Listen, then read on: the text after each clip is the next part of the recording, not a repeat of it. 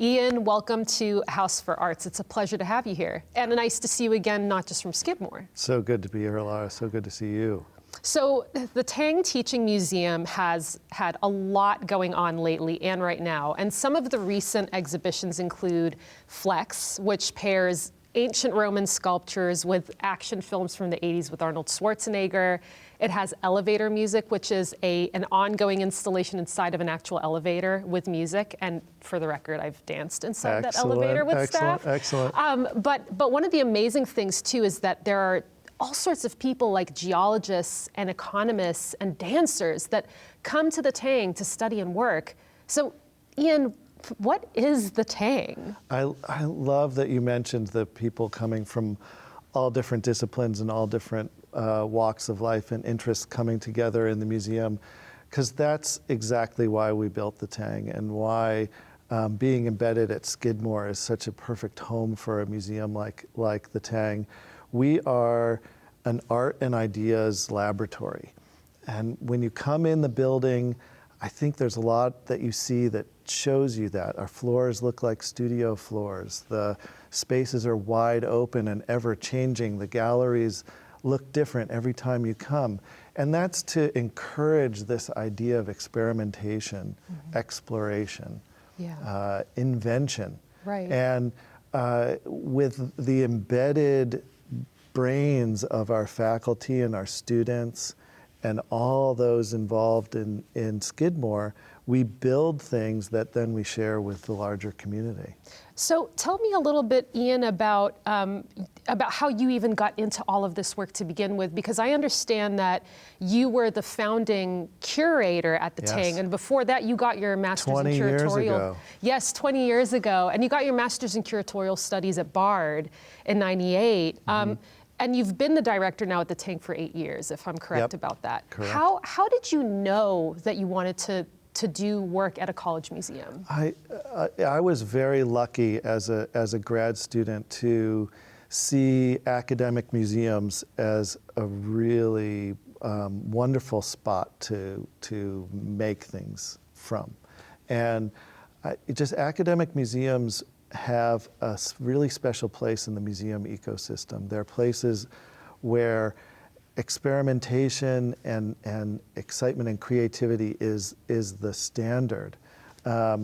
Most of us are not so focused on selling tickets or the blockbuster show, and so we can evaluate and measure what we do based on different measures, and a lot of those measures were the things that really turned me on as a young curator. Working with artists, building new things, experimenting with objects in space, with people, collaborative exhibition making. And I was very lucky as a grad student to get a position at the Williams College Museum of Art, one of the oldest and grandest and most important academic museums in the country. And what did you do there? I was a lucky curatorial assistant, helping with shows and learning how it all worked and meeting faculty, the great faculty there, and working with students. And I had fantastic mentors and colleagues there. And a few years into that job, Charlie Steinbach, who was helping build the Tang at Skidmore, came by and recruited me in a bit. And I came over to Skidmore when the Tang was a construction site, and we built. This is so fascinating because there's experimentation in the museum, and there's also experimentation in the classroom as well. Yes. And I'm wondering, Ian, what do you see as the relationship between your directing and your teaching? In particular, are there unexpected lessons that surprise your students? And on the flip side, are there things your students teach you about the meaning of art? All of those things. I really see, I teach 2 different seminars at Skidmore, and I'm also in and out as a guest for lots of different classes that come and go. And I see teaching as an equal part of the enterprise, my own curatorial enterprise. Maybe give like a specific example of, say, a class session or a project that students do where that really ties in. Sure. Well, one of the courses that just finished last semester is a course where we learn about doing oral histories. What is the art historian's job when the artists are still alive and the artwork is brand new and unfixed. You know, what is the art historian's job then? And we focus on interviewing artists and making primary sources and what is the information we want. And we do that with artists whose work is in the Tang's collection most often. And through that class, those students are creating the archive and the record for the museum and for future generations to learn about the collection. So the students are helping build knowledge really about They're art doing and it about art at the themselves. Tang. Absolutely. You know, I can't help but think bigger picture here about contemporary art, that it can be often very unexpected. It can be eccentric. It can often challenge us in a lot of ways, challenge our beliefs perhaps. You know, Often in the best ways. and often in the best ways. And in fact, I'm thinking about, say, Jonathan Seliger's piece outside the Tang. It's this huge thank you shopping bag, but it's a massive sculpture. You know, or other examples like that. How does a work like that, how does contemporary art like that, why is it important?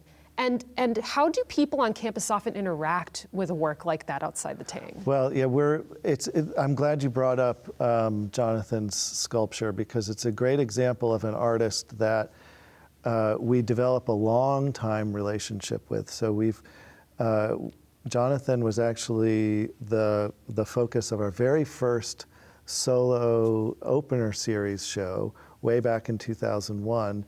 And then we acquired that thank you bag many years later, and we have other works in our collection that have been part of other exhibitions and classes and student curated projects.